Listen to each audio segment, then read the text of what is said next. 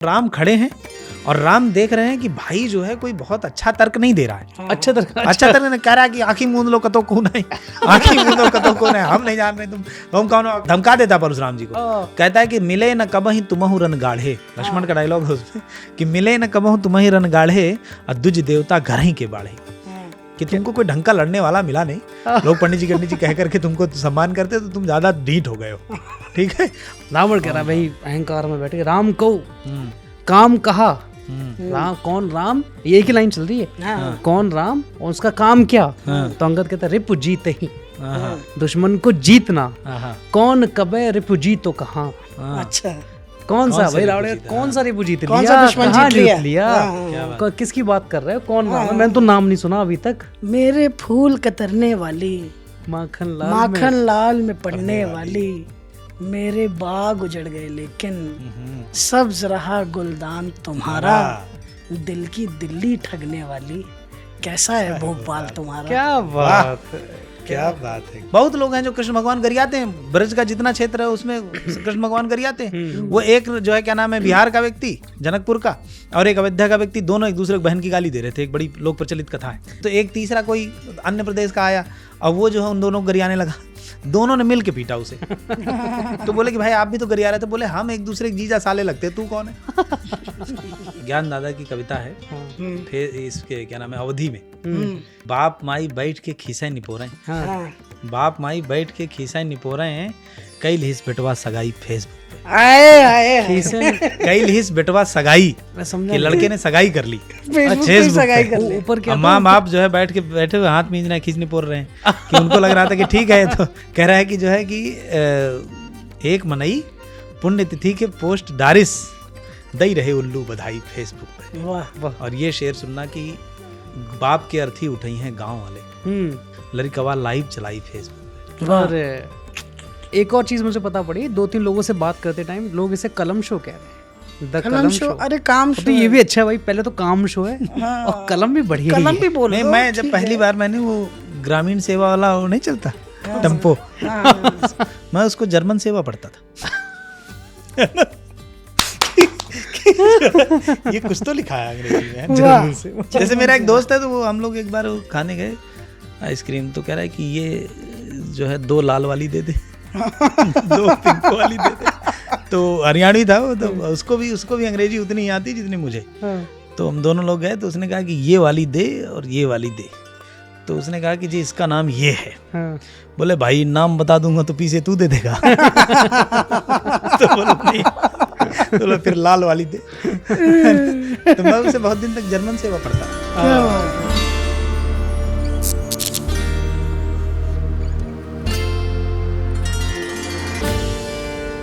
दोस्तों, आज बहुत समय बाद हमने वापस द काम शो की टेबल सजाई है। कोशिश तो हमारी थी कि यार हम जो है आपसे हर हफ्ते मिले। 1 हफ्ते का गैप हुआ है, कोई नहीं, उसके लिए माफ़ी।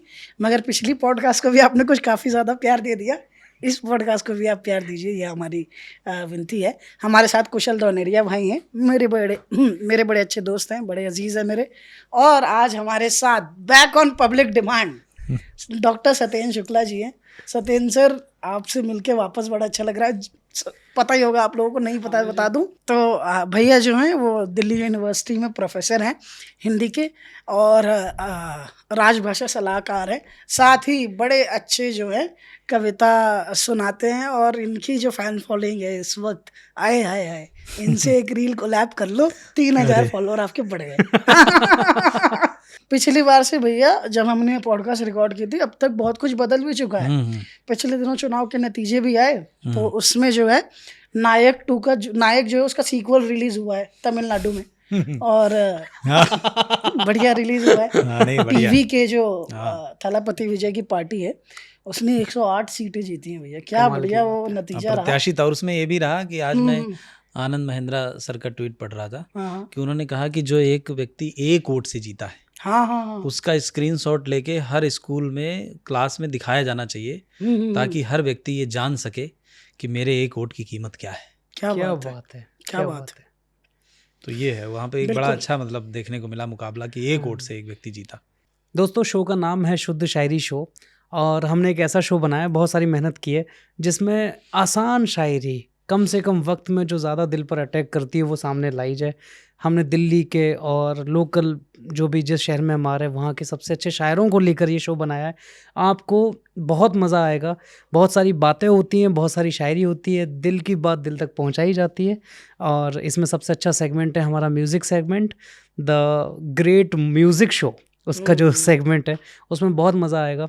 तो अगर ये आपके शहर में एक वो होने भी जा तो रहा है जो आप लोग करते हैं कि जो कोई एक शब्द ले लिया फिर उस पर हाँ बहुत हाँ, सारे बहुत सेगमेंट्स सारे हैं। segments। इस शो की खासियत ही यही है आप हंसेंगे कि भी, ये एक रोएंगे नॉर्मल भी, टिपिकल मुशायरा नहीं है, बल्कि कई सारे सेगमेंट्स को बहुत एंजॉय करेंगे बहुत आप, एंजॉय बहुत करेंगे। एंजॉय इसकी करेंगे। गारंटी मैं भी देता शुद्ध हूँ। शायरी अगर शो। आपको शायरी बिल्कुल भी पसंद है और हर नहीं पसंद है तरह तो की पसंद हो शायरी, जाएगी। वो शायरी जो भैया सबसे अच्छी बात, वैसी शायरी जो आप अपनी बहन के साथ बैठ के भी सुन सकते हैं, अपनी प्रेमिका के साथ बैठ के भी सुन सकते हैं। बहुत मजा बहुत आएगा अच्छी शायरी, हर तरह की शायरी। अच्छा भैया, गर्मी का मौसम आ गया है और बड़ी तगड़ी जो है गर्मी। अच्छा अब तक वैसे गर्मी आई नहीं है, वैसे जैसे जो एकदम ही ऑफिस में थकाने बैठने वाली। वालों को क्या पता है कि बाहर कितनी गर्मी है। हालांकि मैंने तो गर्मी देखी है भैया, सही है। देखिए मैंने क्या मतलब हमने नहीं देखी। नहीं आपने तो देखी होगी नहीं, भैया। जैसे बांदा जो है जहाँ का मैं रहने हाँ, वाला हूँ, चित्रकूट बांदा वाला एरिया है, वहाँ सबसे ज़्यादा टेम्परेचर होता है। अच्छा हाँ, जब पूरे देश का वो निकाला जाता है अच्छा, तो सबसे ज़्यादा वहीं का है। गर्मी से याद आता है किस्सा मुझे मेरे और मेरे पिताजी का।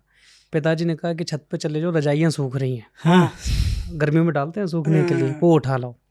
तो मैं गया छत पे, भैया जो ताप था वो नशे वाला ताप था उस दिन। पसीना आ रहा था, पर जो आनंद आ रहा था उस गर्मी में, जो वो सिकाई हो लगता रही है। थी। हाँ। तो मैं गया और चारपाई पे रजाई पड़ी थी, मैं सीधा उस पे जाके लेट गया उल्टा। और भैया जो सिकूं, एकदम बढ़िया ग्रिल हो रहा क्या है, बात मजा आ है, जाए। मजा क्या आ रहा बात है। 10 मिनट में वहीं पड़ा रहा, पसीना आता रहा पर उठा नहीं। आनंद उतना ही आनंद आ रहा था जितना पसीना। फिर मैं उठा, फिर मैंने वो फोल्ड की और नीचे ले गया। पिताजी ने कहा तू 15 मिनट से कर क्या रहा था इतनी घाम में, धूप में, इतनी धूप में कर क्या रहा था 15 मिनट से। तो मैंने कहा कि कुछ नहीं बाबा जी, वो टाइम लग गया करने में। तो वो कहते हैं कि इतना टाइम। फिर उन्होंने वो रजाई खोली और सूखने के लिए नीचे डाली एक अरगनी पे, और देखा तो जब पसीना निकला था तो मेरा आकृति बनी हुई थी। ये क्या? मैंने देखा पिताजी ये मैं नहीं हूँ, आपका बेटा तो गोरा है। गर्मी की छुट्टियों से एक किस्सा सुनाता हूँ तुमको। हाँ। जैसे पिछली बार का थोड़ा सा एक तो मैं बता देता हूँ। पिछली बार तुम्हारे जो जैसे खबर गांव वाले पता नहीं कमेंट पढ़ते हैं कि नहीं पढ़ते हैं, हाँ। मेरे एक रील पे बड़े भारी भारी कमेंट आए कि ये थोड़ा तमीज से बात करिए, हाँ। और जो है क्या नाम है, भाषा ऐसी है वैसी है। वो जो एक बात थी ना, जब आपने बोला कि जो हनुमान जी जो है ना वो तो पीछे पीछे बैठे थे। अब मतलब आप तो नहीं बेसिकली नहीं, ये जैसे कहना चाह मैं क्या रहे है ना थे कि जैसे मैं फिर से कह रहा हूँ कि मैंने पीछे एक हरियाणी वाला जो हमने पॉडकास्ट किया था, हाँ तो मेरा एक हरियाणी दोस्त है जाट नरेले का। हाँ। तो मैंने उससे कहा, मैंने कहा यार ये बता कि जो है तेरा मतलब तुम्हारा ठीक है, तुम बाप को भी तू कह देते हो, हाँ हाँ। ये कैसे कर लेते हो तुम, हमारे यहाँ यूपी में तो गड़बड़ है। तो उसने बड़ा अच्छा सा जवाब दिया मुझे कि तुझे जय जगदीश हरे आरती आती है? हाँ। मैंने कहा आती तो है भाई। बोले उसमें एक जगह लिखा है कि तू अंतर्यामी।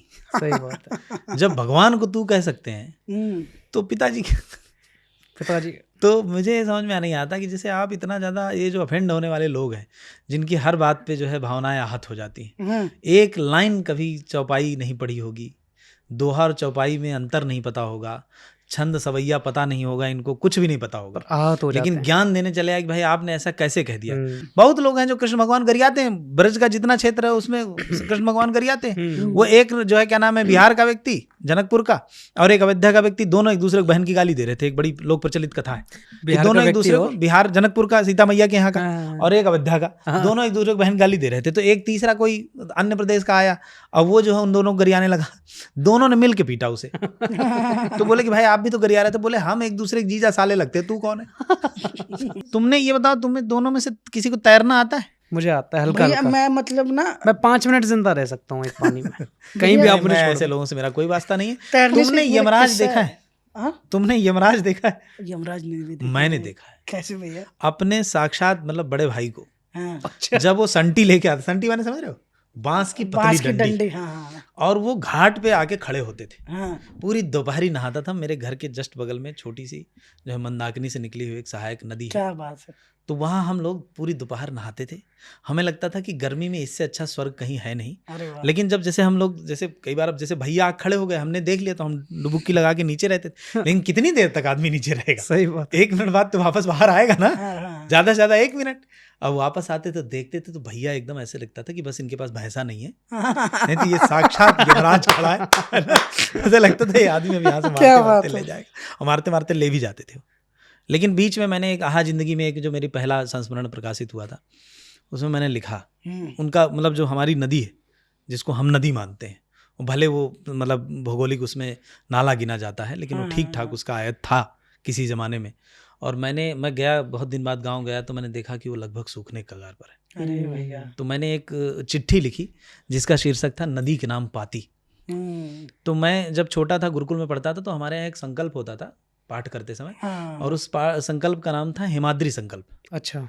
तो जिसमें मतलब ये पूरा भारतवर्ष का पूरा बताया जाता है कि भाई क्या नाम है, कैसे क्षेत्र है, कैसे क्या, कि स्वस्ति श्री समस्त जगत उत्पत्ति स्थिति लय कारणस्य रक्षा शिक्षा विचक्षणस्य प्रणत पारिजातस्य अशेष पराक्रमस्य श्री मदनंत वीर्यस्यादि नारायणस्य अचिंत्या परमित शक्त्या ध्रियमाणानां महाजलौघ मध्ये परिभ्रमतानां अनेक कोटि ब्रह्मांडानां।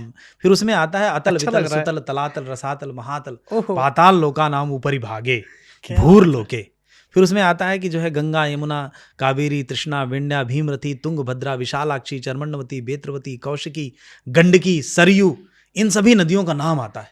तो मैंने वो खत लिखा, और खत में लिखा कि जब मैं ये संकल्प पढ़ता था तो मुझे मेरी माँ यानी मेरी नदी का नाम इसमें दिखाई नहीं देता था, तो मैं बड़ा दुखी होता था। अरे उसका नाम गुंता है। तो मैंने वो खत लिखा कि भाई जो है मैं एक मतलब मेरी माँ से मैंने पूछा कि माँ जो है क्या नाम है, ये इसमें पानी नहीं है। तो माँ ने बताया कि जो है अब इसमें गोंद जम गई, इसमें जगह जगह कूड़ा इकट्ठा हो गया, क्योंकि अब लोग बच्चे वहाँ नहाने नहीं जाते, सबके घर नल हो गया, सबके घर टोंटी हो गई, और सबके माँ बाप मना करते हैं कि यहाँ नहीं जाना है, और वो जो है खांसी हो जाएगी, फलाना हो जाएगा, ढिमका हो जाएगा। जबकि मैं और माँ तो दोनों वहीं नहाने जाते थे। हमारे घर में नल नहीं था एक ज़माने में, और नल था भी तब भी माँ वहीं नहाती थी, बहुत दिनों तक नहाया। मतलब अभी भी कभी जो कोई उत्सव होता है, जैसे खिचड़ी का त्यौहार होगा, तो माँ वहीं से नहा के आती। तो जैसे आप समझिए कि जैसे नदी का कितना बड़ा महत्व था। और धीरे धीरे चूंकि अच्छा जब नहाते थे तो गोंद उसमें पनप ही नहीं पाता था, क्योंकि पैर की ठोकर लगती थी तो भीतर ही भीतर खत्म हो जाती थी। गाय को भी उसमें नहलाते थे, भैंस को भी नहलाते थे, तो वो कहीं ना कहीं खत्म होकर बह जाता था, तो प्रवाह उसका सतत रहता था। क्या तो उस खत में मैंने लिखा कि मुझे बड़ा दुख होता है कि मतलब मैं अब देख रहा हूँ कि इसमें सूखा सा जगह है, और मैं कभी नहीं चाहूँगा कि मेरी नदी सूखी नदी कहलाए। मतलब एक डीएम मिश्रा करके एक शायर हैं, उनका एक शेर है कि नम मिट्टी पत्थर हो जाए ऐसा कभी ना हो, कि नम मिट्टी पत्थर हो जाए ऐसा कभी ना हो, मेरा गांव शहर हो जाए ऐसा कभी ना हो, और खेत मेरा परती रह जाए। परती समझते हो? परती परती का अर्थ होता है कि जैसे हमने एक साल के लिए छोड़ दिया खेत, अच्छा, कि अब की बार इसमें कुछ नहीं लगाएंगे, हाँ, ठीक। तो कहता है खेत मेरा परती रह जाए कोई बात नहीं, हाँ, लेकिन खेत मेरा बंजर हो जाए ऐसा कभी। क्या बात है, वाह। तो वो नदी मतलब मैं कभी नहीं चाहूंगा कि ऐसा हो कि मतलब सूख जाए।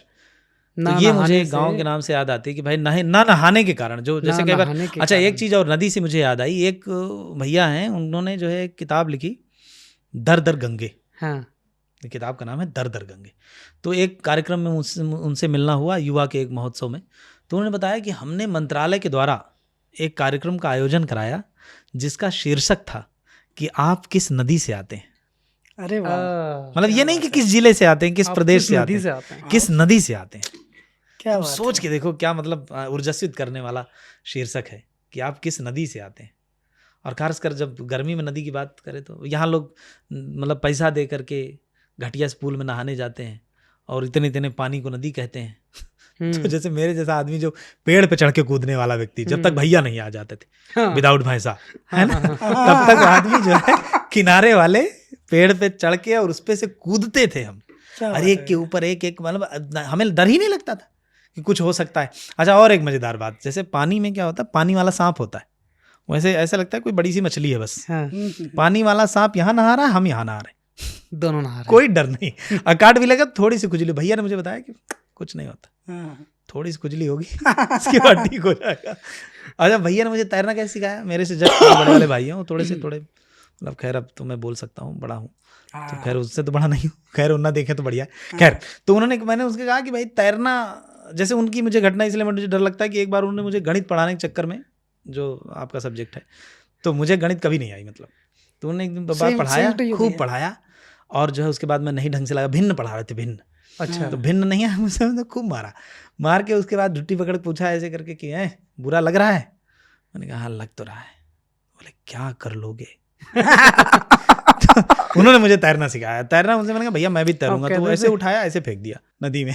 अब मैं गया बड़क बड़क डूब रहा हूँ, फिर निकाला पानी वानी निकाला, फिर फेंक दिया। ऐसे मैंने बढ़िया सा तैरना सीखा। कोई वो ट्यूब व्यूब नहीं फंसाया। और मतलब मैं कोई मतलब अहंकार भी नहीं कह रहा हूँ, आत्मश्लाघा में कह रहा हूँ कि जब मैं हरिद्वार पढ़ता था तो हरिपुर कला एक गांव है वहाँ पे, जो कि यहाँ की मतलब हर की पैड़ी से लगभग 7-8 किलोमीटर दूर है, एकदम निर्जन में है, जहाँ से आती है गंगा। हर की पौड़ी में तो मान लिया उसका वो कर दिया जाता है ना, बढ़िया घाट घूट बना के डिजाइन करके हल्का पानी करके, वहाँ खूब पानी आता है। और उसको बढ़ी हुई में मैं और मेरा दोस्त जो है पार करते थे कि आज यहाँ से वहाँ जाएंगे, उधर जाके जो थोड़ी देर बैठेंगे रेत में, फिर वापस आएंगे। क्या बात इतना बढ़िया तैरना आने लगा था उसको ऐसे ही सिखाने से। नदी से तो भैया जैसे माता जी जो है ना हमारी, तो वो है बड़ी इमोशनल धार्मिक चीजों को लेकर। तो हमेशा यही बताती थी कि मैं तेरी छोटी मम्मी हूँ, बड़ी मम्मी गंगा माँ है। क्या बात? ऐसा हमेशा बताया। अच्छा, फिर मेरे जीवन में अभागा भी मैं इतना रहा कि अपनी उम्र के 23 वर्ष या 22 वर्ष मैंने गंगा माँ को देखा ही नहीं कभी। मतलब कभी ऐसा अवसर नहीं बना कि देख पाऊँ। फिर जब दिल्ली आए, तुम जाओगे ना कभी वहाँ प्रयागराज, ये बताना काम की बात बता रहा हूँ, तो वहाँ जो बड़ा वाला पुल नहीं है वो ऐसे वाला जो बना हुआ बढ़िया सुंदर सा, उसके नीचे बड़े बड़े अक्षरों से लिखा हुआ है गंगे तव दर्शनात् मुक्ति। कि गंगा का इतना महत्व है कि उसके दर्शन मात्र से मुक्ति। तो भैया फिर अच्छा अवसर आया, तो जब 23 साल का हुआ तो पहली बार जो है यहाँ से, मैं दिल्ली में पढ़ता था तो यहाँ से ऋषिकेश हम मित्र लोग गए।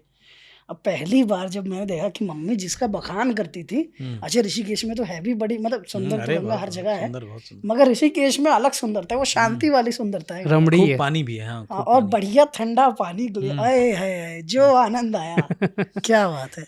अच्छा ये इंस्पेक्ट लिखते भी तो हैं जब गए गंगा किनारे। हाँ मुझे शेर है, ये शेर लिख रखे हैं, गजल है। जो गए गंगा किनारे खो गए गंगा किनारे, क्या बात, लहरों ने लोरी सुनाई सो गए गंगा किनारे, और हम तो गंगा देखते ही, हम तो गंगा देखते ही हो गए गंगा किनारे। वाह, हम तो जहाँ रहते हैं वहाँ से यमुना निकलती है। और भैया खूबसूरत बात क्या है, अच्छी बात क्या है कि बटेश्वर जो जगह है जहाँ तीर्थ हमारे घर से 5 किलोमीटर दूर, वहाँ से गंगा जो निकलती है उसकी धारा उल्टी है।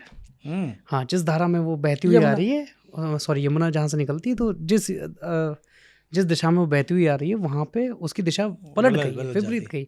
उसके पीछे एक बड़ी अच्छी कहानी है कि वहाँ के जो राजा थे उनके एक राजकुमारी हुई, और उन्होंने पहले से वचन दे रखा था किसी को कि हमारी बेटी होगी तो आपसे शादी करवाएंगे, विवाह करवाएंगे। तो कुछ ऐसा हुआ कि वो बता नहीं पाए और उस राजकुमारी को लड़का बनकर रहना पड़ा। और बाद में जब शादी की नौबत आई तो अब क्या किया जाए, तो उन्होंने महादेव का नाम लिया। वो लड़की जो थी वो आत्महत्या करने जा रही थी, राजकुमारी जो थी, उसने महादेव का नाम लिया कि आपकी वजह से ये सब हुआ है और मैं अपने जीवन का बलिदान दे रही हूँ। और यमुना में कूद जाती है, और यमुना में जब कूदती है तो डुबकी मार के जब बाहर आती है तो एक राजकुमार होता है, और कहते हैं कि महादेव ने उसकी गति पलट दी, जो राजकुमारी को राजकुमार बना दिया, और उसी वक्त से यमुना की धारा थी जो वो उल्टी हो गई।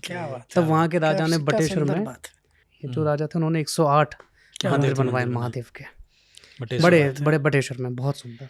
और अच्छा जैसे क्या होता है ना कि बहुत सारी बातें, जैसे क्या होता है कई बार लोग कह देते हैं कि वैज्ञानिक नहीं है। जैसे मैं गर्मी की छुट्टी से, तुमने याद है ना, जैसे मैं जाता हूँ घर, कभी भी जाता था, अब तो मतलब जैसे उतना जाना नहीं होता। जब पढ़ाई करता था तो गर्मी की छुट्टी में घर ही जाता था।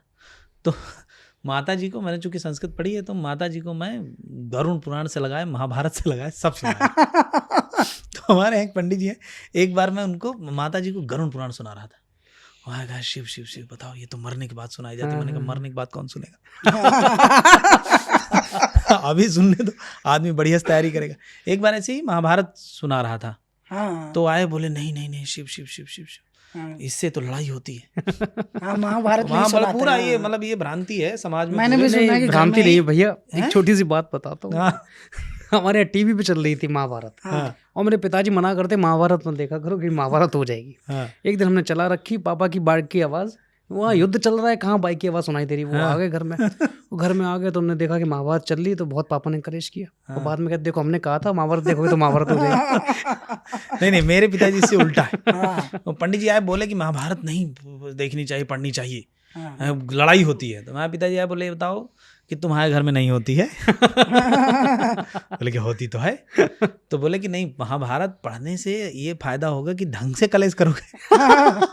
करना ही है, धर्म तो रह ढंग से। गया। ये मुझे लगता है ये किसी के फैलाया हुआ एक मतलब आडंबर है। हाँ, ये बड़ा क्योंकि अगर प्रचलित आप वो है नहीं भैया। पढ़ोगे, आप नहीं पढ़ो, जैसे ये हुआ है, जैसे आपको मैं एक बात बताऊं, पूरी महाभारत में कर्ण एक दुष्ट कैरेक्टर है, ठीक है, जो छदमी है और जो है एक तरीके का मतलब काइया टाइप का कैरेक्टर है। 2-3 जगह बढ़िया लगता है। जैसे एक जगह जब वो कहता है कि सूतो वा सूत पुत्रो वा युवा को वा भवाम में हम दैवा यत्ते कुले जन्मा मदा यत्तम तो पौरुषम, वहाँ वो ठीक लगता है। वो जब कहता है कि जो है मैं सूत हूँ या सूत पुत्र हूँ, इस पर मेरा वश नहीं था, दैव के हिस्से में था कि मुझे कहाँ जन्म देता है, लेकिन पौरुष मेरे हिस्से में था, वो मैंने करके दिखाया। यहाँ के अलावा वो कहीं भी बहुत ही मतलब ऐसा देखोगे, एक बहुत बड़े विद्वान हुए, मनु शर्मा नाम है उनका। तो मनु शर्मा की किताबें हैं सीरीज में, लाइक उनका जैसे महाभारत के जो भी प्रतिष्ठित पात्र हैं वो उनके ऊपर उन्होंने एक एक करके किताबें लिखी। अच्छा। लाइक कर्ण की आत्मकथा, ठीक है। द्रौपदी की आत्मकथा, कृष्ण की आत्मकथा, है ना, कुंती की आत्मकथा, अर्जुन की आत्मकथा, ऐसे करके उनकी सीरीज है, लगभग उसमें 10 बुक है। तो वो उसमें क्या किया कि उन्होंने मतलब से कर्ण के हवाले से जो किताब लिखी उन्होंने, कि मतलब कर्ण के बारे में जिसमें बताते हैं, उसमें पूरा इस बात को उन्होंने ध्वस्त किया। हालांकि उनकी किताब उतनी ज़्यादा फेमस नहीं हुई। एक समय पे आपको पता ही है कि कैसे जो है प्रकाशकों के ऊपर रामू काका लोग बैठे थे, कम्युनिस्ट लोग, जिनका ये था कि जब तक हम नहीं चाहेंगे तब तक कोई नहीं। उस आदमी ने आमुख में, हर किताब के आमुख में एक बड़ी मज़ेदार बात लिखी। उन्होंने लिखा कि जिस प्रकार वैज्ञानिकों ने डायनासोर के अवशेष खोजे हैं, किसी रोज कोई मेरी किताबें खोजता हुआ आएगा। ओहो, क्या बात है। और तब उसे पता चलेगा कि जो तुमने ये किया है, कि जो ये तुम रामा ये देख देख करके सीरीज में तुम्हें लगता है कर्ण महादानी फलाना ढिमका ये वो, तो उन्होंने कर्ण को वैसे ही रखा नहीं, मत बखिया उधेड़ दी उस आदमी ने। और वास्तविकता जो है कि भाई वास्तविक, जैसे सीधी सी बात, जैसे रश्मि रथी में 1-2 जगह दिनकर जी थोड़े से मतलब ठीक ठाक आदमी लगे हैं कि जहाँ उन्होंने सीधी बात कही। जैसे वो जब कहता है कि फंसे रथचक्र को जब तक निकालूं, धनुष धारण करूं, प्रहरण संभालूं, चला सकना तो चलाना बाण फिर तुम, हरण करना सको तो प्राण फिर तुम। जब कहता है अर्जुन की तरफ को वो करता है ना कि भाई मैं जब तक इसको निकाल लूं, और अर्जुन भी कहता है कि भगवान की तरफ देखता है कि जो है क्या नाम है, महाराज नरोचित किंतु क्या यह कर्म होगा। रश्मि रथी में लिखा दिनकर ने कि नरोचित किंतु क्या यह कर्म होगा, नहीं इससे मलिन क्या धर्म होगा। तो भगवान कहते हैं कि हंसे केशव वृथा हठ ठानता है, अभी तो धर्म को क्या जानता है। कहूं जो पाल उसको धर्म है ये, हनन कर शत्रु का सत्कर्म है ये। क्रिया को छोड़ चिंतन में फंसेगा तो उलट कर काल तुझको ही ग्रसेगा। तो वहां पर वो जब कहता है कि, और कहते हैं श्रवण कर विश्व गुरु की देश ना, ये भगवान बताते हैं कि कर ये काम तो। तब जो है क्या नाम है, कर्ण जब ये बात बोलता है तो भगवान कहते हैं कि प्रलापी वो उजागर धर्म वाले, बड़ी निष्ठा बड़े सत्कर्म वाले, मरा अन्याय से अभिमन्यु जिस दिन, कहाँ पर सो रहा था धर्म उस दिन। कि कई जगह उसको वहां पे थोड़ा उनको आ गया है, नहीं तो बाकी वो जिन्होंने वो पूरा जो है कि कर्ण ये कर्ण वो कर्ण इतना लाचार। लेकिन अब बात यह है कि इतना ज्यादा ये झूठ बोल दिया गया है, इतना ज्यादा झूठ बोल दिया गया है कि कर्ण जो है, अच्छा चूंकि क्यूट लगता है, ऐसा लगता है कि हाँ क्या बात है, इसके साथ बड़ा अन्याय हुआ। जैसे हम कोई भी फिल्म देखना शुरू करते हैं तो विद इन 10 मिनट के अंदर हम किसी एक व्यक्ति के साथ जुड़ जाते हैं। बिल्कुल ऐसे ही कर्ण के साथ महाभारत में हुआ कि मतलब हम देखते टाइम में तो जुड़ ही जाते हैं कि इसके साथ बेचारे के साथ बड़ा अन्याय हुआ, इसको यहाँ से निकाल दिया, वहाँ से भगा दिया, ये कर दिया, वो कर दिया। तो महाभारत के बारे में बहुत भ्रांतिपूर्ण बात कही गई कि भाई महाभारत नहीं पढ़नी, जबकि महाभारत पढ़नी चाहिए। अरे लड़ाई तो सबको करनी है, लड़ाई करनी पड़ेगी। जैसे तुम देखो हमने कैसे, हाँ हमने बस जैसे अंग्रेजों को हमने मिलके भगाया, अंग्रेजों के जाने से पहले हिंदू मुसलमान लड़ पड़े, फिर से लड़ पड़े। सही बात। लड़ाई मनुष्य का मूल कर्तव्य है, बढ़िया तैयारी से लड़ेगा, लड़ना तो पड़ेगा। भगवान ने गीता में कहा कि जो है ये माँ में था प्रपद्यन्ते तांस तथैव भजाम्यहम् में हम, इस व्यक्ति मात्र को मैंने जिस कारण के लिए बनाया है, कार्य के लिए बनाया, वो करेगा। तो मनुष्य मूलतः लड़ाकू होता है। जैसे जो अमेरिका शांति की बात करता है, यूएन जैसे वो बना रखा है, वो आदमी सबसे ज्यादा हथियार बेचता है। सही बात। कितनी मजेदार बात है। और अब तो खैर ट्रंप ने नाश ही मार दिया, क्या ही बात करें। खैर एक और चीज मुझे पता पड़ी, 2-3 लोगों से बात करते टाइम लोग इसे कलम शो कह रहे हैं। कलम शो, अरे काम शो, तो ये भी अच्छा है भाई, पहले तो काम शो है और कलम भी बढ़िया, कलम भी बोले। मैं जब पहली बार मैंने वो ग्रामीण सेवा वाला वो नहीं चलता टेम्पो, मैं उसको जर्मन सेवा पढ़ता था। ये कुछ तो लिखा है अंग्रेजी में जर्मन सेवा। जैसे मेरा एक दोस्त है, तो वो हम लोग एक बार खाने गए आइसक्रीम, तो कह रहा है कि ये जो है 2 लाल वाली दे दे 2 पिंक वाली दे दे। तो हरियाणवी था वो, तो उसको भी अंग्रेजी उतनी ही आती जितनी मुझे। तो हम दोनों लोग गए तो उसने कहा कि ये वाली दे और ये वाली दे। तो उसने कहा कि जी इसका नाम ये है। बोले भाई नाम बता दूंगा तो पीछे तू दे देगा। तो बोले नहीं, तो बोले फिर लाल वाली दे। तो मैं उसे बहुत दिन तक जर्मन सेवा पढ़ता रहा। क्या बात है। शुरू में दिल्ली आया, मजेदार ये कहानी है कि जो है वो पढ़ता दिखा, मैंने बस में देखा कि लिखा हुआ है कि नदीरे पुदीरे। नदीरे पुदीरे। हाँ, तो मैं ये क्या मामला है। फिर एक दिन मैं ढंग से देखा तो उसमें डॉट भी लगा था कि ना दी रे अपू दी रे। फिर मैंने किसी से पूछा तो उसने बताया कि नई दिल्ली रेलवे स्टेशन, पुरानी दिल्ली रेलवे स्टेशन ये है। खैर ये है तो ऐसा तो है। जैसे गर्मियाँ तो जो है कुशल भाई, वो नानी की घर जाने की बहुत खुशी भी होती है। एक किस्सा है बड़ा अच्छा भैया। तो बचपन में गांव हम लोग जाते थे जब गर्मी की छुट्टी लगती थी। वैसे तो मुंबई के रहने वाले थे लेकिन गांव जाते थे। तो गांव में तब ये सिस्टम चलता था कि आप गेहूं ले जाके, एक गिलास गेहूं ले जाके 4-5 टॉफी मिल जाती थी। तो मैं और मेरी ट्विन सिस्टर जो है, हम लोग कुछ ज़्यादा बड़े नहीं, 6-7 साल के। तो हम लोगों ने प्लान बनाया कि आज तो कोई नहीं है, सब गए भंडारा खाने। नाना नानी, मामा मामी, मम्मी भी जो है वो गई हुई है मौसियों के साथ। तो आज किया जाए हाईजैक। तो हम लोग जो है, जो टोकरी नहीं होती है, जो टुकनी बोलते हैं, टुकनी हाँ। तो टुकनी में हमने गेहूं भरा कुशल भाई। अब छोटे बच्चे गेहूं भरते हैं तो पूरा फैल जाता है। अब वो फैलाव जो है वो दुकान तक चला हमारे साथ। तो अच्छा हम दुकान में गए। अच्छा हमको ये नहीं पता, तो दुकान वाला ज्यादा समझदार होगा, वो ये सोचेगा कि इन दोनों के पास कहाँ से आया। तो उसने जो है वो टुकनी हमसे रखवाई, हमारा हाथ पकड़ लिया, कहते किसके लड़के हो। तो हमने बताया इसके। फिर नाना आए, नाना ने टुकनी देखी, हमें देखा। तो तब से हमारा मशहूर है कि ये दोनों जो है घर बेच नहीं। अच्छा ये देखो कि आदमी कितना अबोध होता है कि उसको पता भी नहीं लगता कि ये लोग जानते होंगे एक दूसरे को, नहीं पता होता है ना। खैर नानी के गांव से किस्सा याद आया मुझे कि भरत रामायण की कहानी है। मतलब गांव में बहुत प्रचलित है, शास्त्रों में पता नहीं इसका नानी के यहाँ तो भरत गए थे, नानी के यहाँ भरत गए थे और उसके बाद जो लौटे तो उनके साथ जो हुआ, तब तक उन्होंने देखा इधर कि भाई को जो है वनवास मिल चुका है। अच्छा उस बेचारे कोई लेना देना नहीं। वो आदमी वहाँ छुट्टी बनाने गया कि लौट के आऊंगा तो सब ठीक रहेगा, लेकिन लौट के आए तो देख रहे हैं कि भाई को वनवास मिल चुका है। बड़े दुखी हुए तो वो गुरुजी के पास चले गए। बोले गुरुजी मतलब मुझे इसका समाधान दीजिए। तो गुरुजी का उनके एक बड़ा अच्छा कथन है कि सुनहु भरत भावी प्रबल। तुलसीदास लिखते हैं कि सुनहु भरत भावी प्रबल, बिलख कहो मुनिनाथ, हानि लाभ जीवन मरण, जस अपजस विधि हाथ। कि कुछ चीजें ऐसी हैं जो विधिना के हाथ में है, विधि के विधान में लिखी गई हैं, वो होंगी। उनमें से 6 चीजें मुख्य कर से उन्होंने बताई, मतलब और भी चीजें हो सकती हैं। उन्होंने कहा कि हानि और लाभ, जीवन और मरण, और जस और अपजस। कि अगर आपके हिस्से में लिखा है तो आप नानी गांव भले गए हो लेकिन आप ही के खाते में लिखा जाएगा। अगर आपको अपजस मिलना है तो मिलना है, कैसे भी आ जाए। तो ये नई पीढ़ी के लिए एक वो संदेश है कि बहुत ज्यादा कई बार जैसे कई लोग दुखी हो जाते हैं कि भाई जैसे हमारे साथ ही ऐसा क्यों हुआ। जैसे एक सबसे ज्यादा मैं भी पढ़ता था तब मेरे साथ भी हुआ, पता नहीं तुम लोगों के साथ भी हुआ होगा कि हमारी बारी में ही सिलेबस बदल गया और हम इस बात से परेशान कि हमारी बारी में ही ऐसा होता है। सबके साथ होता है ऐसा, लगभग हर चीज़ में, हर बहुत कोई भाग्यशाली हो अलग मैटर है, नहीं तो होता है। तो इसमें बहुत ज़्यादा लोड लेने की ज़रूरत नहीं है कि भाई मेरे साथ ही हुआ है। बहुत बड़े बड़े लोगों के साथ ये हो चुका है, घटित हो चुका है। अच्छा भरत इसलिए भी गणमान्य व्यक्ति कहलाते हैं कि भरत के बारे में जो एक कोई दक्षिण की रामायण है उसमें एक बड़ी अच्छी कथा आती है कि जब भरत को मान ले बैठा तो दिया ही गया कि भाई आप संभालेंगे, तो अब इसमें मतलब जैसे क्या होता है कई बार ना जो भावनाएं होती हैं उसमें बहुत ज़्यादा सच्चाई और बहुत ज़्यादा वैज्ञानिकता की आवश्यकता होती नहीं। ठीक, तो वहाँ पर एक बड़ी भावुक कथा है कि उन्होंने कहा कि अगर आज भैया होते, जब वो चले गए वनवास को और ये राजपाट संभालने लगे, तो बोले भैया होते तो कम से कम जो है क्या नाम है 12 फुट ऊपर सिंहासन में बैठते, तो वो जो है नीचे गड्ढा खोद के एक बड़ा सा जगह बना करके वहां सोते थे। बोले कि अगर वो रहते तो यहाँ रहते तो मैं इनसे इतना नीचे हूँ तो मैं यहाँ बैठ के काम धाम उनका करूँ। क्या बात है, क्या बात है। हाँ कुछ खाएंगे भैया? नहीं आज तो व्रत है बाबू। भैया व्रत से एक किस्सा याद आया। तो भैया जैसे शहर में पला बड़ा, तो व्रत रखने का ऐसा कभी मौका भगवान ने दिया नहीं। मतलब माता जी ने तो बहुत शरीर चाहा देख के लग भी रहा तुम्हारा।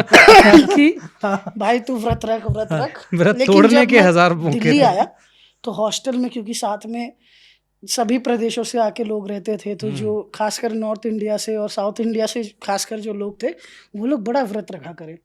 तो मैं और मेरे साथ एक लड़का था सनी, तो हम दोनों ने मिलकर तय किया कि, और अमन, हम तीनों दोस्त हैं, मैं, सनी और अमन, हम तीनों ने तय किया कि व्रत रखेंगे इस बार। अच्छा, वो था नवरात्रा, जो चैत वाली नवरात्रि आती है उसका पहला दिन। तो हमने पूरी तैयारी की। मैंने मम्मी से पूछा क्या क्या खा सकते हैं व्रत में, तो मम्मी ने बोला देखो फल खा सकते हो, फल से तुम्हारा हो जाएगा, व्रत है थोड़ा सा खा लेना और बाकी तो भूखे रहना है। तो हम लोग गए सुबह सुबह पहले और बाजार में जाके शॉपिंग की भैया, तो बढ़िया 300-400 रुपए के फल खरीद लिए कि फल खाएंगे अब, ठीक है। 300-400 रुपए के फल खरीदे, फल खरीद लिए। अच्छा, फिर ये आजकल वो नई नई चीजें आ गई थी भैया, पोटैटो बिना सॉल्ट वाले चिप्स, व्रत चिप्स, वो सब ले लिया। कुट्टू का आटा, तो कुल मिला के आटे की पूड़ी, कुल मिला के ये हो सब्जी। गया कि ले लिया सामान। अब भैया 1 बजते बजते जो है भूख लगी, भूख कड़ाकी, ऐसी भूख कभी नहीं देखी। आए है, अब भूख लगी और जाके जो है जितनी जल्दी फल खा सकते थे सारे फल खा लिए। फिर भी भूख तो लग रही है भैया। तो माता जी को दोबारा फोन गया कि माता जी और कुछ है जिसका सेवन किया जा सकता है। सेवन किया जा सकता है। तो माता जी ने बताया कि देखो आलू ले लो, उबाल लो, और उसमें जो है वो जो उपवास वाला नमक आता है, सेंधा नमक, उपवास वाला नमक, देख रहा, सेंध लगा दी, सेंधा नमक लगा दो और उसमें दही डाल दो, ये खा सकते हो। तो हमने जो 3-4 किलो आलू हो सकते थे, अरे यार वो भैया वो इन्हीं लोगों की वजह से हिंदू धर्म नष्ट के होने के सुनिए तो कगार पर भैया। है। अच्छा, हम तीनों ने इन जो है, नवरात्रि में 9 किलो वजन बढ़ कैसे गया? तो उसके बाद हमने देवी जो है, तुमको त्रिशूल से मारेगी। अच्छा ये देखिए भैया, फिर हमने खाया हाँ, और इतना खाया भैया कि इतना पेट फूल गया हाँ। कि फिर आरती में जाने के लिए उठा नहीं जा रहा है। यार तो ये व्रत का किस्सा है भैया। भाई साहब, तो व्रत में तो ज्यादा ही खाना हो जाता है जितना आप नॉर्मली मेरा नहीं तो खाते। ज्यादा हो जाता है। नहीं ऐसा नहीं होता है। ये अमन के ठीक साथ से हुआ। करो तो नहीं होता। अमन के साथ हुआ है। खैर देवी समझी व्रत होंगी। का अर्थ ही है कि निष्ठा पूर्वक कोई संकल्प लेना, अच्छा, कि जिसका आदमी वहन करे। ये थोड़े कि पता लगा हर बार फोन कर दे रहा है कि आप क्या खा सकते हैं, आप क्या खा सकते हैं। तो मैं बात कर रहा था परशुराम लक्ष्मण संवाद की। हाँ, तो जैसे परशुराम लक्ष्मण संवाद हमारे एनसीईआरटी में 9th क्लास में पढ़ाया जाता है, शायद 9th या 10th में। हाँ। तो उसकी जो मूल धारणा है, मुझे ऐसा लगता है कि क्यों उसको सिलेबस में लगाया गया होगा एज ए मास्टर, मुझे ऐसा लगता है कि जैसे उसमें तुम ये देखो कि कई बार हम लोग मजाक मजाक में कहते हैं कि भाई 2 बड़े बात कर रहे हो तो एक बीच में नहीं बोलना चाहिए। सही है। तो छोटों ने थोड़ा सा, मेरे जैसे जो छोटे थे उन्होंने नया चुटकुला गढ़ा कि भाई जो है जो 2 छोटे बात कर रहे हो तो भी नहीं बोलना चाहिए। लेकिन इस संवाद में ये दिखता है कि एक बड़ा और एक छोटा बात कर रहा हो तो भी बीच में नहीं बोलना चाहिए। और ये सीखने के लिए मर्यादा पुरुषोत्तम श्री राम जी से सीखा जा सकता है कि वो बात चल रही, वो व्यक्ति वहां से देख रहे हैं अरे वाह। कि भाई ठीक है बोलने दीजिए। अच्छा, इससे हमें सीखने जैसे ये भी है कि जैसे हम लोग जो कुछ बड़े हैं वो छोटों की कोई बात नहीं सुनते, उन्हें ए तुम चुप रहो, ए तुम चुप रहो। तो जैसे इससे क्या होता है कि उस व्यक्ति का जो आलोचनात्मक क्षमता है, जो जैसे एक तरीके का क्रिटिक करने की जो क्षमता है वो खत्म हो जाती है।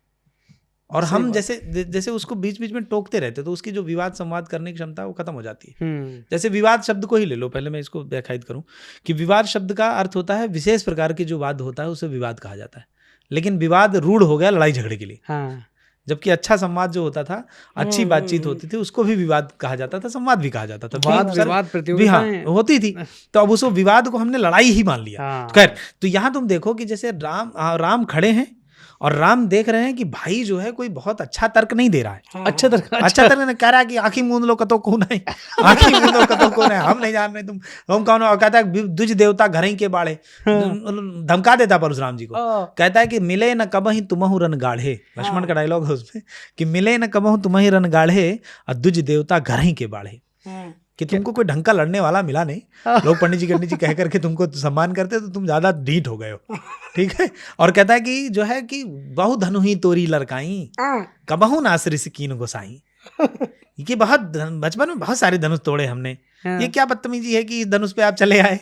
अब ये वैसा ही तर्क है कि जैसे किसी पुलिस वाले का बेटा कहे कि बचपन में प्लास्टिक वाली गन से तुम्हारा तो नहीं मर के उड़ जाते थे, अब ये सर्विस वाली रिवॉल्वर मार दिया तो उठना ही नहीं, आप ये क्या बदतमीजी। सही बात है। तो ऐसा ही छिछले से तर्क वो दे रहे हैं, लेकिन उसके बावजूद भगवान राम साक्षात सुन रहे हैं और पूरा देख रहे हैं कि भाई जब तक तर्क दे रहा है तब तक देने दो इसको, जब इसको मरने की नौबत आ जाती वहां पे जब उन्होंने कहा कि राम तोर भ्राता बड़ पापी, परशुराम कहता है कि ऐसा लगता है ये व्यक्ति की जो है क्या नाम है, विष जन भरा कनक घट जैसे, विष से भरा हुआ, हाँ कह रहा है सोने का घड़ा जिसमें विष भरा हुआ, ये ऐसा है ये व्यक्ति का है, ये कैसे, और ये मुझे गुस्सा दिला रहा है। और मैं जो उन्होंने कह दिया कि यहाँ कुहड़ बतिया को नहीं, तभी से अंगुली दिखाने वाला मैटर है कि जैसे तुमने देखा होगा गांव में कुहड़ा होता है ना, कुहड़ा कद्दू सीताफल जिसको कहते हैं यहाँ पे दिल्ली में, तो वो उसका एक विशेषता है, तुम इसको ट्राई करना, मतलब ये सिर्फ भ्रांति नहीं है, ये अजमाया हुआ है, हमारे घर में तो होता है। तो जैसे आप उसका फूल आया हो और थोड़ी सी बतिया आई हुई है और उसको दिखा दो कि अम्मा ये रही है लगी है ये, वो अगले दिन सूखा मिलेगा तुमको। तो जब परशुराम ऐसे हाथ दिखा दिखा के बात करते हैं तो लक्ष्मण विरोध करते हैं और कहते हैं यहाँ कुहड़ बतिया को नाही जे तर्जनी देख मर जाही। कहता है यहाँ कोई कोहड़े की बतिया नहीं लगी है महाराज कि आप जो है इस तरीके से कर देंगे और जो है क्या नाम है मर जाएंगे हम, लड़िए आप। और उसके बाद जब उन्होंने कहा कि अब ये मेरे जो है क्या नाम है ये फर्ज है। अच्छा, इसमें देखने वाली बात ये, नए जवानों के लिए और नए जो लड़ाई झगड़ा कर देते हैं हर बात पे, पार्किंग पे विवाद हो गया गोली मार दिए, आप यहाँ ये देखो कि उस एक व्यक्ति के पास बढ़िया फरसा है जिसने न जाने कितनी बार जो है जो ऐसे छत्री थे जो दुनिया का नाश कर रहे थे उनको नाश किया। ये एक फैलाया जाता है भ्रांति की छत्रियों का नाश, छत्रियों का नाश नहीं किया, जो ऐसे लोग थे जो गलत काम कर रहे थे उनको उन्होंने ठीक। तो जिसने इतना पराक्रम का काम किया, सहस्त्रबाहु जैसे मतलब राजा को हराया, उस व्यक्ति के हाथ में वही फरसा है। और इधर जो विश्वामित्र के चेले हैं जो अभी अभी गए और जिन्होंने शिव धनुष तोड़ा है, ऐसे व्यक्ति का भाई, और उनके पास भी बिल्कुल सुसज्जित बिल्कुल अस्त्र शस्त्र हैं, लेकिन फिर भी वो लोग बातचीत कर रहे हैं। ये देखने समझने का जवाब बात से दे रहे हैं। और अभी क्या है कि जो नई जनरेशन है जनजी वाली, मतलब मैं उनसे कई मामलों में खुश भी हूँ, कई मामलों में बहुत दुखी हूँ, क्योंकि जैसे वो बात भी करते हैं तो पता ना गर्लफ्रेंड से बात कर रहे हैं तो भी कह रहे हैं और बताओ, तुम बताओ, और बताओ, बात ही नहीं उनके पास, बात कर ही नहीं पा रहे क्योंकि तुम्हारे पास कहानी नहीं है, क्योंकि तुम्हारे पास शब्दावली नहीं है। और मैं बड़ा दुख होता है कई बार साहित्य का विद्यार्थी एक दूसरे से कहता है कि तू समझ गया ना, तू जो समझ गया वही, मतलब वो शब्दावली नहीं लाना चाहता। तो वहां से ये सीखने जैसा है कि भाई आप कहीं ना कहीं जो है अगर आपके पास बातें होंगी तो आप इतने अच्छा, फिर वो जब लगा कि परशुराम मार ही देगा, ऐसे आ ही गए वो एकदम जोश में, तब राम जी कहते हैं कि जो है नाथ संबुधन भंजन हारा, वही है को एक दास तुम्हारा, इतने प्रेम से कि बोले महाराज नाथ शंभू का धनु तोड़ने वाले कोई आपके दास होंगे क्या? और उन्होंने परशुराम की प्रशंसा करने के लिए उन्होंने कहा कि महाराज मैं तो सिर्फ राम हूँ, परशु सहित श्री, आप फरसे के साथ राम है महाराज, आप इस बालक को क्षमा करिए, आप मेरी तरफ ध्यान दीजिए, मैं हूँ पापी। तो भैया ये चीज तो रिवर्स होती है आगे जाके, नहीं जिस तरह से लक्ष्मण जी लड़े परशुराम से, उधर लवकुश जब लक्ष्मण जी और वही होता है। जैसे यही जो लोग ज्यादा ज्ञान देते हैं, जैसे कई बार बच्चे अपने माँ बाप से कहते थे कि अरे पापा आपको नहीं पता यार, सही बात है, उनके बच्चे भी आगे वही कहते हैं कि आपको नहीं पता। तो भैया मतलब कमाल की बात है जो केशव दास जी है, रामचंद्र की जो आप बात कर रहे थे, तो भैया उसमें जो अंगद रावण संवाद है जिसके लिए कौन के सुत, और एक तो पहले तो काव्य के हिसाब से देखो तो एक ही पंक्ति में सवाल जवाब सवाल जवाब सवाल जवाब, और कैसे मतलब काव्य कैसे, पहले तो कविता लिखना कठिन, उन पैरामीटर्स में बांधना कठिन, उसमें जो प्रयोग है वो कठिन, और उसमें भी सवाल जवाब एक स्पेसिफिक तरह का फॉर्मेट बनाना कितना मुश्किल। तो केशव दास जी कहते हैं जाने जाते थे, राम कऊ कौन राम कौन, रावण कह रहा भाई अहंकार में बैठ के राम कऊ काम कहा, राम कौन राम, ये एक ही लाइन चल रही है, कौन राम और उसका काम क्या, तो अंगद कहता है रिपु जीत ही, दुश्मन को जीतना, कौन कबे रिपु जीतो कहाँ। अच्छा, कौन सा भाई रावण, कौन सा रिपु जीत लिया, कौन सा दुश्मन जीत लिया, किसकी बात कर रहे हो, कौन राम, मैंने तो नाम नहीं सुना अभी तक, तुम जिसकी बात कर रहे हो जो तुम मुझे जीतने के लिए आ रहे हैं। तो एक ही लाइन के अंदर राम को काम कहा रिपु जीत ही, कौन कबे रिपु जीतो कहाँ, एक ही लाइन के अंदर एक ही पंक्ति सवाल जवाब। अब अगली पंक्ति पे आते हैं, बाली बली। अंगद कहते हैं भाई कौन? तो कहते हैं बाली बली, जो बलराज बाली है वो जीते राम जी ने। बाली बली छल सो। तो अब कहता रावण कह रहा है छल से। रावण कह रहा है भाई क्या जीते? हाँ, जब छल से तो मारे, किसी को जीत लो। बाली बली छल सो, हाँ, भृगु नंदन गर्व हर्यो दुज दीन महा। क्या बात है। तो भृगु नंदन हम्म, तो कहते बाली बली, हम्म, तो रावण कहते छल सो। हम्म, तो वो आगे कहते भृगु नंदन, भृगु के पुत्र यानी परशुराम, उनके गर्व को हरा।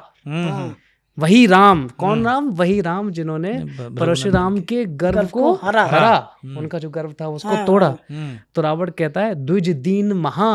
अरे परशुराम, तो ब्राह्मण वो तो ब्राह्मण दीन दीन ब्राह्मण को वो कर दिया। अरे इसमें क्या बड़ा कर दिया? बाली जीता छल से, हाँ, अब वो तो कमजोर दीन ब्राह्मण को जीत लिया। उसके गर्व को तोड़ दिया तो क्या हो गया? तो अंगद, अब तीसरी लाइन आ रही है, तीसरी पंक्ति आ रही है, दीन सो क्यों? दीन सो क्यों? दीन सो क्यों भाई? कैसे दीन कैसे? हाँ, क्षति छत्र हरियो बिनु प्राणन है राज कियो। क्या बात तो वो कहते हैं कि जिन्होंने क्षत्रियों को हरा, क्षति छत्र हरियो बिनु प्राणन है राज, है राज सहस्त्रबाहु, सहस्त्रबाहु का जिसको प्राण को जो हर लिया वो परशुराम, जिसने सहस्त्रबाहु को हरा। तुम कह रहे हो कि दीन है, तो चौथी पंक्ति आती है कौन? तुम जो है वंश था जिसमें वो सहस्त्रबाहु जो होते हैं। तो रावण कहता है कौन? अब वो ससुरबाहु को भी, सहस्त्रबाहु को भी मानने से इनकार कर रहा है कौन? तो वो कहते हैं वही। अब आगे अंगद कहते हैं वही बिसरो जिन खेलत ही तो बांध लियो, वही जिसने खेल खेल में तुझको बांध लिया। तब याद आया कुछ? क्या बात। तो ये क्या बड़ा सुंदर भैया, क्या कविता है, क्या बात। जबकि नए लोग ये बात सुन के वो हो जाते हैं कि जॉन एलिया को कि ये गम क्या दिल की आदत है। नहीं तो इतने में ही कई लोग जो है ये तो भैया रदीफ है। एक लाइन में नहीं तो तीन चार और यहाँ तीन चार बातचीत है, एक शब्द दो शब्द एक सवाल बना रहे हैं, अगला शब्द उसका उत्तर दे रहा है। बात है। ये तो नहीं, ये तो खूबसूरती है। बहुत अच्छी अच्छी चीजें लिखी गई हैं हमारे यहाँ जो संस्कृत में और अवधी में। एक वल्लभाचार्य का एक कृष्ण भगवान के ऊपर है कि भाई जैसे उनके स्वरूप का भी और जो है कैसे थे भगवान।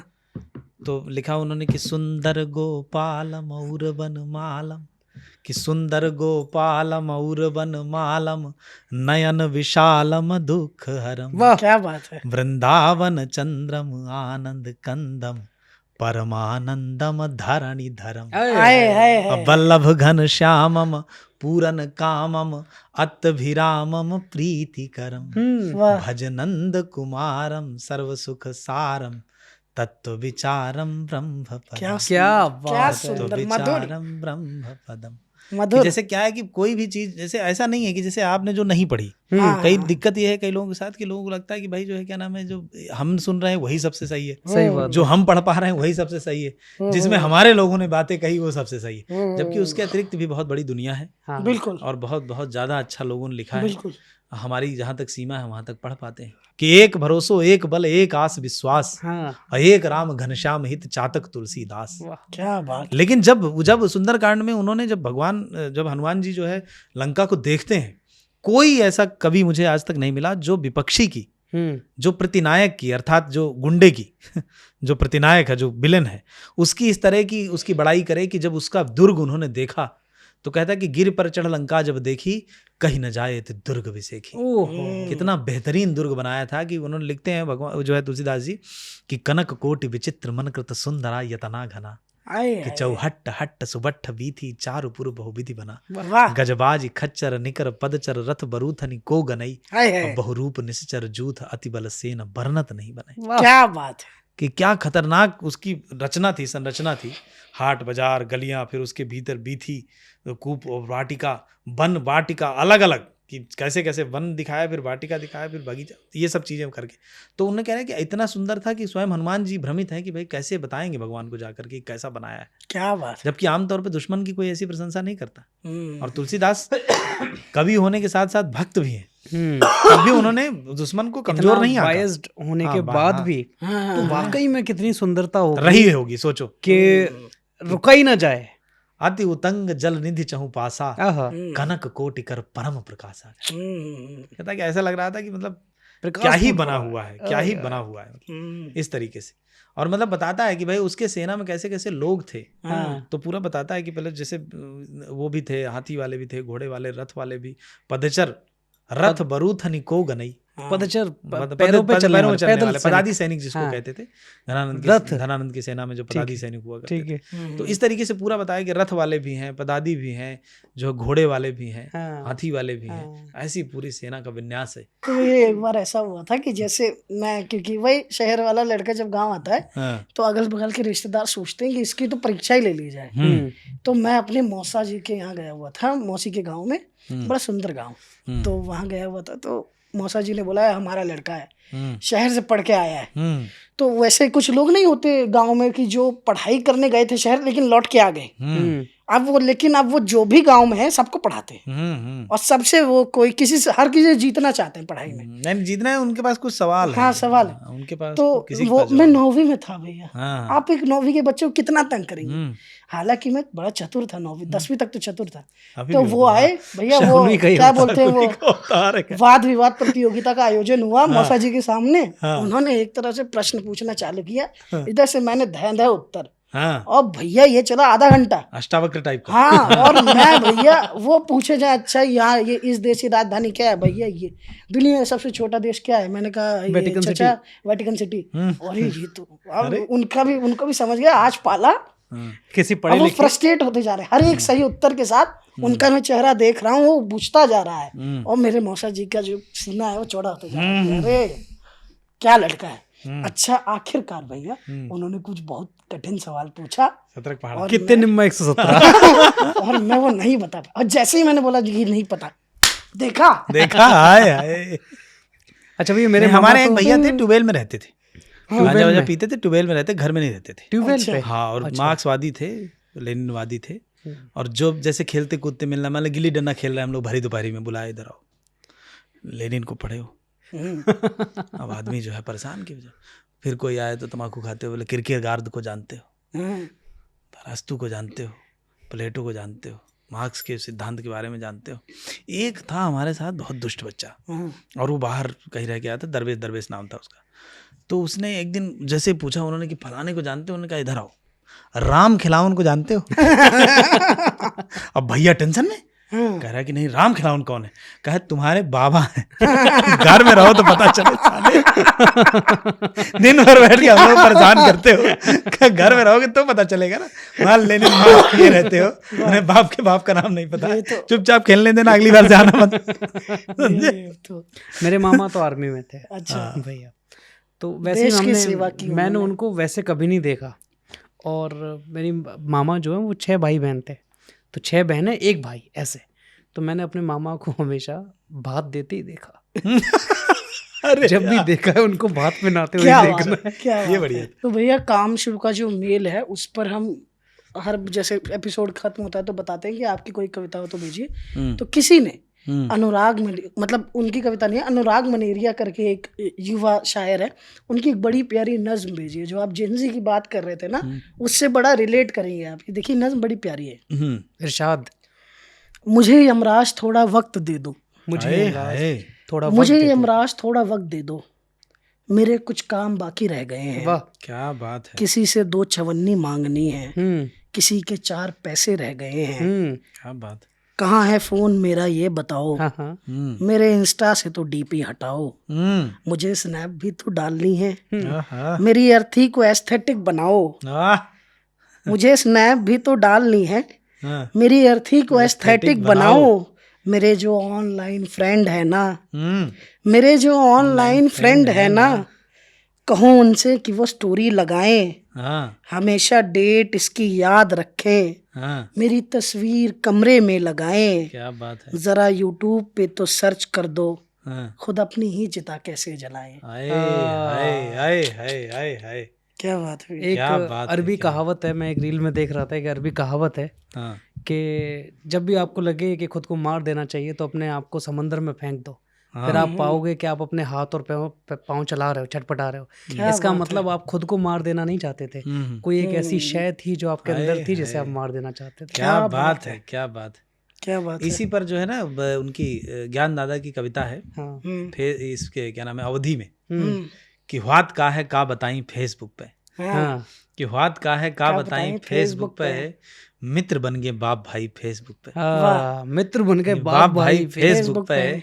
और कहता है कि बाप माई बैठ के खीसा निपो रहे हैं, हाँ हाँ, बाप माई बैठ के खीसा निपो रहे हैं, कई लिहिस बेटवा सगाई फेसबुक पे, आए आए खीसे कई लिहिस बेटवा सगाई, मैं समझा कि लड़के ने सगाई कर ली फेसबुक पे फेसबुक सगाई पे। कर ले। ऊपर क्या और माँ बाप जो है बैठे हुए हाथ मींजना खींच निपोर रहे हैं, कि उनको लग रहा था कि ठीक है तो, कि और बाप कर ली। माई बैठ के खींचा निपोर रहे हैं, कई लिहिस बेटवा सगाई फेसबुक पे। वाह। और एक मन, और कैसे कैसे धूर्त बैठे वहाँ, कि जो किसी को पढ़ते नहीं, खाली अपना लगाते।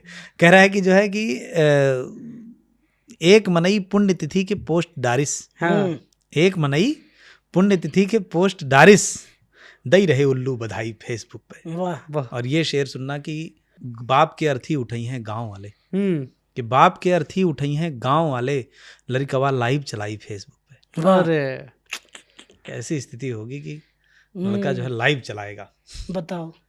और जो है गांव वाले अर्थी उठाएंगे, लड़का कुछ नहीं करेगा। गाँव वाले ये अर्थी दुर्दशा उठाएंगे होगी। तो अमीर कलशबाज का शेर है, एक ही शेर है, तुमने भी सुना होगा, तुमने भी, लेकिन फिर से सुनो। कि तुम राह में चुपचाप खड़े हो तो गए हो, हाँ, कि तुम राह में चुपचाप खड़े हो तो गए हो, किस किस को बताओगे कि घर क्यों नहीं जाते। हाय हाय हाय हाय। एक शेर पता नहीं किसका, मुझे याद नहीं, नाम नहीं याद आ रहा, हम्म, कि वो तो कह रहा था कि कई रोज का सफर है, हाय हाय वो तो कह रहा था कई रोज का कई रोज का सफर है, जंजीर खींच के अभी जो मुसाफिर उतर गया, वाह वाह वाह वाह वाह। जंजीर खींच के अभी जो मुसाफिर उतर इस पे अजहर फराज साहब का मुझे भी एक याद है, आ गया उतरने पे गया। भैया। मोहब्बत का न दुनिया का न दी का, आए हाय क्या हाय। प्यारा दी मतलब है धर्म। देखना भैया। हाँ मोहब्बत का न दुनिया का न दी का, हाँ, किसी का भी नहीं झूठा कहीं का। हाय हाय। अभी थी रास्ते में आशनाई, हाँ, अभी थी रास्ते में आशनाई, आशनाई। वाह। स्टेशन आ गया उस महजबी का, हाय हाय हाय हाय हाय। स्टेशन पे विष्णु भाई का भी स्टेशन तो आ शेर गया उस है, महजबी का। कि ज्यों ज्यों रुकती जो रेल, धीमी रेल हो रही जहाँ त्यों जो- धड़कन बढ़ती हाय है, हाय इस हाय। डब्बे से उतरेगा वो उस डब्बे से उतरेगा। आए हाय हाय क्या इस प्यारा। डब्बे से जमाल एहसानी साहब का भी एक शेर है, हाँ, हाँ, उसे एक छोटे से कस्बे पे रेल ठहरी नहीं, हाय वाह। हाय वहां भी चंद मुसाफिर उतरने वाले थे, वाह और ये किस मकाम पे सूझी तुझे बिछड़ने की, वाह।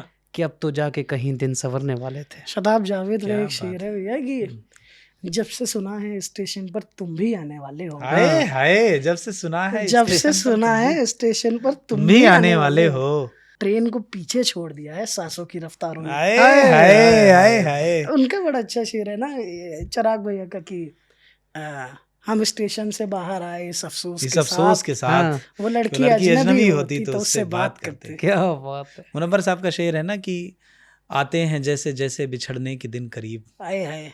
आते हैं जैसे जैसे बिछड़ने के दिन करीब, हाँ, लगता है जैसे रेल से कटने लगा हूं मैं। आए हाय हाय हाय। आते हैं जैसे मुनव्वर साहब के दो शेर तो मुझे बहुत ही अच्छे लगते हैं। हम्म, किसी दिन मेरी रुसवाई का एक कारण न बन जाए, वाह। रुसवाई बदनामी, किसी दिन मेरी रुसवाई का एक कारण न बन जाए, वाह। तुम्हारा शहर से जाना मेरा बीमार हो जाना, मेरा बीमार हो जाना, वाह। किसी की याद आती है तो ये भी याद आता है, आहा, किसी की याद आती है तो ये भी याद आता है। कहीं चलने की जिद करना मेरा तैयार हो जाना। वाह। हाय हाय हाय हाय हाय हाय। कहीं कुशल भाई चलने कुछ की- अपनी गजल सुनाइए, कौन कोई सी नज्म भी सुना सकते हैं आप। नज्म छोड़ो। 11:30 सुनाइए ना, 11:30 बज भी हैं थोड़े। अब जैसे वक्त हो रहा है रात के 12:30, मैं नज्म सुनाता हूँ भैया 11:30, अच्छा, 1 घंटे पीछे वाली। 1 घंटे एक पीछे। घंटे पीछे वाले। मैं थोड़ा देर से पहुंचा हूँ, हाँ हाँ आए हाय। रात के 11:30 बजे हाँ, हाँ। उसका मैसेज आता था, वाह। कहती थी सब कब के सो गए, आहा, मैंने पूछा तुम नहीं सोए, वाह। वो कहती थी जाग रही हूँ, हम्म, इन बॉक्स में झांक रही हूँ, इन बॉक्स में झांक रही हूँ। जब वाह, तक मैसेज आ नहीं जाता हाँ, वाह। मुझसे यार रहा नहीं जाता, वाह। क्या बात। जब तक तुम घर पहुंच नहीं जाते, हाँ, खाना खाया नहीं बताते, हाय हाय। तब तक रात ठहर जाती है, मुझको नींद नहीं आती है। क्या कहने। आज तो 3:30 हो गए, वाह। आज तो 3:30 हो गए, बात किए 16 दिन हो गए, वाह। आज भी रात को कुछ नहीं खाया, हम्म, वाह। घर वालों को झूठ बताया, हम्म, बाइक रोक के खड़ा हुआ हूँ, हम्म। इन बॉक्स में पड़ा हुआ हूँ, आए आए आए आए बाइक आए रोक के खड़ा हुआ हूँ, इन बॉक्स में पड़ा इन हुआ बॉक्स में पड़ा हुआ हूँ। किससे कहूँ 11:30 पर वाह मेरी सांस ठहर जाती है, वाह किससे कहूँ कि रात रात भर वाह मुझको नींद नहीं आती, क्या क्या प्यारा है, कहने क्या हैं। प्यारा है। क्या कहने, किससे कहूँ कि रात रात भर मुझको नींद नहीं मुझको आती। नींद नहीं आती। एक नज्म मुझे अपनी याद आ गई भैया। इरशाद। भूमिका तो इसकी कुछ भी नहीं है, बस इतना है कि भोपाल में एक माखन लाल चतुर्वेदी करके एक कॉलेज है। नज़्मी भूमिका भूमिका तो है। हाँ तो नज्म है, हाँ। दिल्ली की दिल वाली लड़की, हाय हाय। मेरी प्यारी प्यारी लड़की, संजय वन की शाम सुहानी, मैं तुम साथ में रात की रानी, क्या बात बैठ के तारे देख रहे थे, झील में कंकड़ फेंक रहे थे। क्या बात है। क्या कहने। जैसे कोई बच्चा सोया, हाँ मैं परदेसी तुम में खोया, हाँ हाँ। तुम पर जागी तुम ना खोई, हम्म। तुम मेरे शाने ना सोई, क्या कहने। तुम जागी अपने ख्वाबों में और मैं अपने सन्नाटों में, तुमको जाता देख रहा हाय था, हाय हाय। झील में कंकड़ फेंक रहा रहा था। था। हाँ बहुत अच्छे। तुम ही थे जिसकी खातिर मैंने हाँ अपने पत्थर धूल किए हाय थे, हाय। क्या बढ़िया। तुम ही थी जिसकी खातिर मैंने अपने अपने अपने पत्थर धूल किए थे, और तुम ही थी जिसकी खातिर पहली बारी फूल लिए थे। वाह वाह वाह। मेरे फूल कतरने वाली, हम्म। मेरे फूल कतरने वाली, माखन लाल में पड़ने वाली, हाय हाय। मेरे फूल कतरने वाली, माखन लाल माखन लाल में पड़ने वाली, मेरे बाग उजड़ गए लेकिन सब्ज रहा गुलदान तुम्हारा, दिल की दिल्ली ठगने वाली, कैसा है भोपाल तुम्हारा। क्या बात है। क्या बात है। क्या तो बात है। दोस्तों बातचीत होती ही ऐसी है, किसी भी कोई भी खूबसूरत चीज़ जो होती है भैया, उसे खूबसूरत बनाने की सबसे अहम शर्त ही यही होती है कि उसकी एक अवधि होती है। तो हमारी पॉडकास्ट भी बहुत खूबसूरत है, इसे और खूबसूरत बनाने के लिए इसे एक अवधि देने की बहुत ज़्यादा ज़रूरत है, क्योंकि इस ये वक्त बात बज रहे हिंदी हैं में कही गई, अवधि में नहीं। नहीं, उसको अवधि कहते हैं वैसे। अवधि। अवधि एक मेरे इजाफा आज ये भी हुआ मेरे ज्ञान में कि उसे अवधि अवधि नहीं कहते, अवधि। अवधि। अवधि, उसके लिए माफी। पेपर में अवधि, प्रश्न पेपर पे लिखा रहता अवधि 3 घंटे, अवधि 3 घंटे, अवधि। और जवाब अवधि में थे। तो दोस्तों तुम अवधि भी बोल सकते हो, हम समझ लेंगे। तो कुल मिलाकर बात ये है कि बड़ी अच्छी पॉडकास्ट थी भैया, आपका बहुत ज़्यादा शुक्रिया। कुशल भाई आपका बहुत ज़्यादा शुक्रिया। आप अपनी कविता भेजना चाहते हैं, अपने किसी पसंदीदा कवि की कविता भेजना चाहते हैं, तो kamshow@khabargaon.com आपको मेल दिख रहा है इस वक्त स्क्रीन पर। इस पर जो है आप अपनी कोई प्रतिक्रिया भी भेज सकते हैं, कोई लेख भी भेज सकते हैं। सत्येंद्र सर के लिए कोई मैसेज है तो वो भेज सकते हैं, कुशल भाई के लिए कोई मैसेज है तो वो भेज सकते हैं, मुझे लेकर कोई गाली देना चाहते हैं, कोई भी बात कहना चाहते हैं तो वो नहीं, भेज तुम्हें सकते हैं। लेकर तो मैं ही बोलना चाहता हूँ कि ये जैसे बहुत सारे लोग रील देखते हैं तो पूछते हैं कि पूरा पॉडकास्ट कहाँ मिलेगा। पूरा पॉडकास्ट मिलेगा खबरगांव के चैनल पे, और इसकी हम एक प्लेलिस्ट बना रहे हैं, बहुत आपको दिख तब जाएगी। ठीक है, हाँ। और काम शो करके आप सर्च करेंगे यूट्यूब पे। ना कि कलम शो। एक और आपके लिए ज़रूरी सूचना है, बहुत ज़्यादा, जो देनी बहुत ज़रूरी है, वो ये कि मैं एक शायर भी हूँ, कुशल भाई हमारे साथ बैठे हैं वो शायर हैं, और भैया भी हमारे साथ सम्मिलित होंगे कभी कभी। हम कर रहे हैं शुद्ध शायरी शो का इंडिया टूर, जिसके बारे में बाकी जानकारी आपको मेरे भाई देंगे। दोस्तों शो का नाम है शुद्ध शायरी शो, और हमने एक ऐसा शो बनाया, बहुत सारी मेहनत की है, जिसमें आसान शायरी कम से कम वक्त में जो ज़्यादा दिल पर अटैक करती है वो सामने लाई जाए। हमने दिल्ली के और लोकल जो भी जिस शहर में हमारे वहाँ के सबसे अच्छे शायरों को लेकर ये शो बनाया है। आपको बहुत मज़ा आएगा, बहुत सारी बातें होती हैं, बहुत सारी शायरी होती है, दिल की बात दिल तक पहुँचाई जाती है।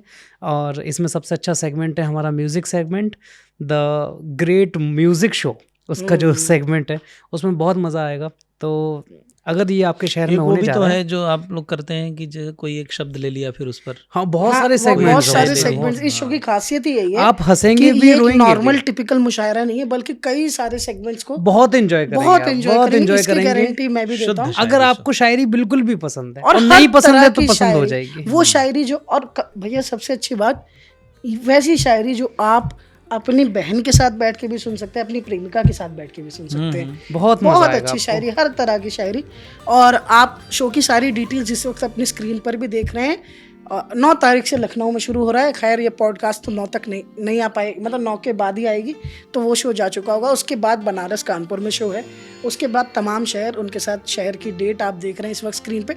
टिकट आपको बुक माई शो पर मिल जाएगी, या आप हमें मैसेज या हमें कमेंट DM कर सकते हैं हमारे इंस्टाग्राम आईडीज पर, जो इस वक्त आपको कमेंट भी स्क्रीन कर पर सकते दिख हैं रही है। तो इसी बात के साथ और ये कहते हुए कि हम है राही प्यार के, फिर मिलेंगे चलते ही चलते, इस पॉडकास्ट को हम ख़त्म करते हैं। उससे पहले एक और बात बता दूं, हमारी पूरी टीम बहुत मेहनत करती है। अयान भाई, तौफीक भाई, आनंद भाई, सब ने इस पॉडकास्ट को सफल बनाने के लिए, अभी रात के 11:30 बज रहे हैं, हमारी आंखें 12:30 बज रहे हैं और हमारी आंखें बिल्कुल बुझने वाली है।